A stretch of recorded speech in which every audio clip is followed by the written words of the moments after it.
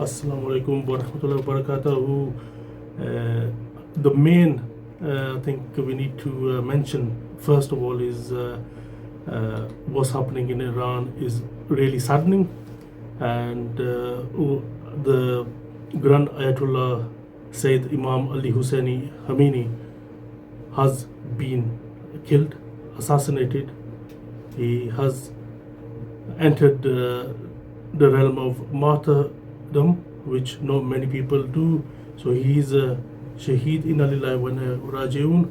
And without further ado, assalamu alaikum to our chief correspondent Walaikum assalam wa Abdul rahmatullahi wa Jabbar Sahab. barakatuh. Walaikum assalam. Jazakallah khair. And I think first of all, what do you make of all this? So, if we look at what the current reality is, what you've seen over the last few days is a visit by Modi to Israel. Then you might be thinking, well, how are these instances related? So I'm just going to put this into a bit of a reality. So Indian Prime Minister went to Israel and met Netanyahu. At the same time, what happened is, usually Pakistan was last time helping Iran to stop the attacks on Iran. But this time, what happened was the Afghanistan, the Pakistani and Afghanistan engaged in a cross-border skirmishes, and there was quite a few deaths on that I as think well. now that is classified as a war, Pakistan and Afghanistan. I don't think it's skirmishes anymore. They have skirmishes for many months. And on Trump's directive, they wanted Bagram Air Base. Do you think, obviously we'll need to come back to Iran, but that's probably got to do with that as well. I think what you said is correct, but I think coming back to Iran, you know, what's your predictions is because is hard times for the people of Iran, and is there going to be another revolution, or are we going to see this war stopped anytime soon? So what you had was in Iran, you had in several cities over the last few months, there was uprisings and protests, and these protests were not basically because somebody was telling them to do so. These were protests to do with internal hardships that the people are facing, such as in Tehran, the water shortages. So this led to, like, okay, you know, what is the government going to do to solve these problems? And what happened was there was the protests were harshly put down. Now, I think obviously there's women rights groups and LGBTQ people as well. Atal just mentioned that. yeah. So you have this what you call it, these groups that are like, you know, have their own agendas. So they you know, want people to face off what they call religion on religious texts. They want a secular kind of system. They want a democracy with no rule of Islam involved in there at all in the system. So this is what happened.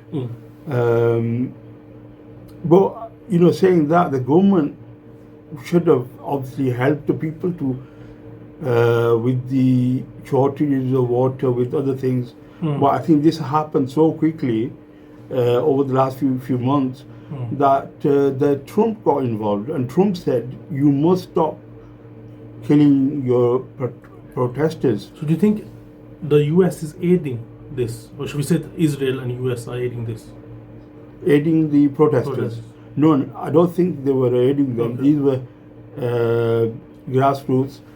You mentioned about human rights and other organizations, but this was the reason for this. I don't think it was even them.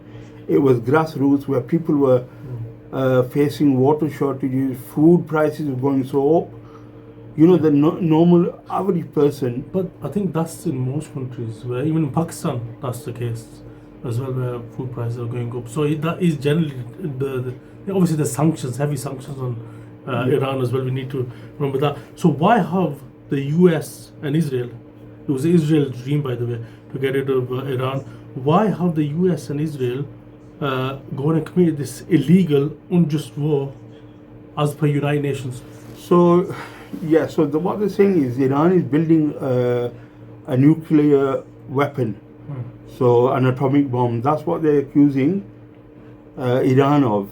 And last time they did do an agreement, I think it was under Obama, and what happened was the treaty or the treaty, what they done, they were allowing the inspectors to come in and check. That was cooperation, yeah. That was cooperation. Yeah. There was cooperation, but as soon as in the last term, Trump decided he's going to cancel it. So he cancelled the treaty, and now he is saying, well, we need the treaty for you to sign, which allows us to go and check your weapons, and you can't have these dangerous weapons or weapons of mass destruction. You can't have them. And now this time what's happened is the Iranian leadership said, no, you can't say that. We will negotiate with you, but not on your terms. Yeah. You haven't mentioned the crude oil. Is that a factor in this? Yeah, so I mean that's a issue that's going to be a cause. If this war, obviously it's already prices have gone up. So if the Strait of Hormuz gets blocked, as an example, which is 30% of the world's supply outside goes from there, and then you've got in Yemen and then the Suez Canal. So if there is disruption to the oil supply, Europe is going to suffer, and so is the other countries around there. Right. So Iranian girls' primary school, I think, was one of the first places that to be attacked by the US, which killed 148 school girls, shall we say. Apparently they wanted to liberate them. So do you think this is, obviously we know it's illegal, it's unjust, but do you think they've gone too far, the United States, by doing this? By attacking Iran, and not even the UN, they didn't seek approval from them? Yeah. So what should be clear to us now is that the rules-based order, that after the Second World War, America started the rules-based order, which it wasn't a rule-based order, but it was used as a pretense for looking after America's interests or the other powers' interests, like Britain and France. So this rules-based order is now exposed; it doesn't exist. And what is happening is the whole system is collapsing from within, because if you look at what happened in Gaza, there was no UN or other, I think as we learned, United Kingdom, the US could easily bypass United Nations. Right. Without further ado, our next question, which is, Iran has attacked air bases and bases, shall we say, in general in Arab nations, right? And Iran has raised the red flag, meaning they want revenge. Yeah. Right? Should they practice caution, unlike US and Israel? We know US and Israel are not practicing caution. They're killing willy-nilly, especially regarding that school, which is highly condemnable. What Yeah, I think this, what you mentioned was, what was the word you used? Saying that you should caution, yeah? Caution. So this caution business, right? Obviously, any country that's being attacked, caution should go out the window. Look what happened. You've got after you've got a century of conflict that's been taking place. Every country has been destroyed. Many countries have been destroyed because they didn't act in time to take out the enemy. So just like what happened in Libya, what happened in Iraq, what's happening in Pakistan, Afghanistan, you know, that war.